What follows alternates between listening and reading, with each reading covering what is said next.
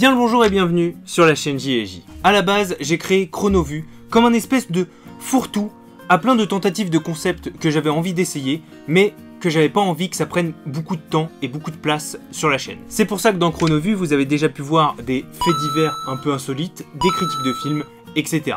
Et aujourd'hui, on étoffe Chronovue d'un nouveau concept. Aujourd'hui, on va répondre à une question qui t'embête suffisamment pour que tu fasses « Ah là là là là, elle m'embête cette question !» mais pas suffisamment pour que tu te motives à taper la question sur Google et donc que tu aies la réponse. Tout récemment, au cours d'un voyage en voiture avec un copain, d'ailleurs Robin, si tu passes par là, et bah salut, très bizarre de se dire salut à travers une caméra. Bref, retournons au sujet. Et au cours de ce voyage, il y a une de ces questions qui est venue nous titiller le cerveau. Pourquoi le catalogue de Netflix est-il aussi différent en fonction des pays? C'est vrai, ça fait quelques années que NordVPN nous bassine en argument de vente que grâce à NordVPN, et bah vous pouvez switcher sur les différents catalogues de Netflix, mais pourquoi les catalogues sont si différents? Pourquoi il n'y a pas qu'un seul gros catalogue de Netflix et qui est donné à tout le monde? Même s'il n'y a pas la langue française dans un film, au pire tu le regardes en VO, il y a plein de gens qui regardent en VO. Et donc, dans le Chronovue d'aujourd'hui, je vais répondre à cette question, et pour les nouveaux qui ne savent pas, Chronovue c'est une émission dans laquelle je vous parle d'un sujet pendant 2 minutes, chrono en main, et aujourd'hui on parle du catalogue de Netflix.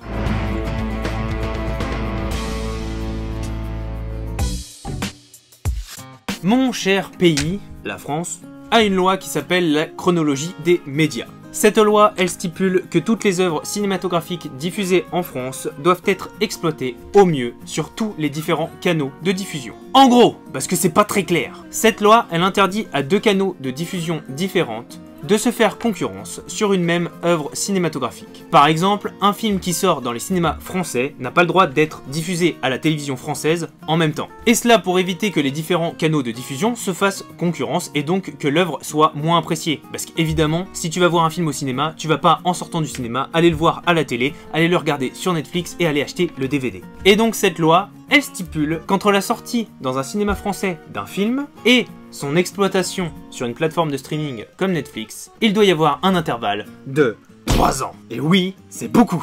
Pour vous donner un exemple, Baby Driver que je suis allé voir au cinéma en 2017 est sorti en 2020 sur Netflix. D'ailleurs, allez le voir, c'est vraiment sympa comme film. Bon, la chronologie des médias, ça explique déjà pas mal pourquoi le Netflix français est si différent des autres Netflix. Parce que nous, on doit attendre une certaine période avant de voir popper les films que on a vu au cinéma français. Mais il y a une deuxième raison qui fait que le catalogue en France est si différent.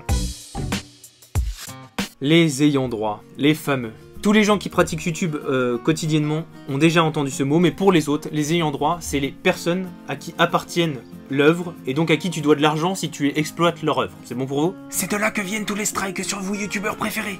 Quand tu utilises une musique de Beyoncé et qu'elle a pas envie que tu l'utilises, et bah elle claim ta vidéo. Voilà, vous savez tout. Il faut savoir que Netflix paye les différents ayants droit pour diffuser des séries et des films sur leur plateforme. À l'exception des films directement produits par Netflix. Parce qu'ils vont pas se payer eux-mêmes pour diffuser du contenu qu'ils auraient créé. Ça aurait pas beaucoup de sens. Et donc, pour proposer du contenu sur leur plateforme, les gens de Netflix doivent se plier au bon vouloir des ayants droit. Et les ayants droit, ce qu'ils veulent, c'est faire du pognon. Et donc, ils se réfèrent à des études statistiques pour savoir dans quel pays leur contenu serait le plus adapté. Par exemple, au Japon, on consomme énormément d'animés japonais, beaucoup moins que de séries américaines, et donc on va balancer beaucoup plus de contenu d'animés japonais au Japon, parce qu'on sait que c'est là que ça va être consommé. Et là vous pouvez peut-être me dire, mais si c'est Netflix qui paye les ayants droit, pourquoi les ayants droit ils donnent pas accès à leur contenu sur toute la planète, et c'est Netflix qui se démerde derrière? Mais le problème c'est que Netflix aussi, il doit être rentable. Et donc si il paye cher l'ayant droit pour le diffuser dans un pays où le contenu ne va pas du tout être regardé et donc pas être du tout rentable, et bah c'est une perte d'argent de payer l'ayant droit. Donc Netflix aussi se réfère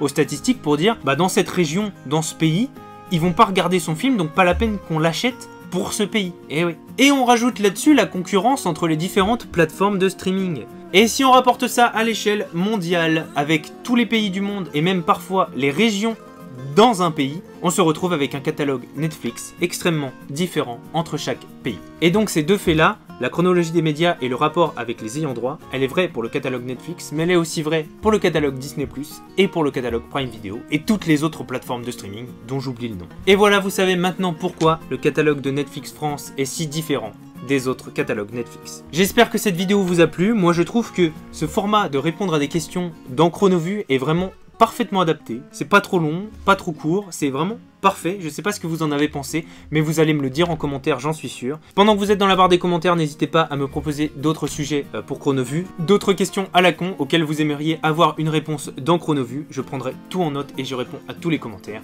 Et sur ce, je vous souhaite une excellente journée, une excellente soirée, selon à l'heure à laquelle vous regardez cette vidéo, et moi je vous dis cordialement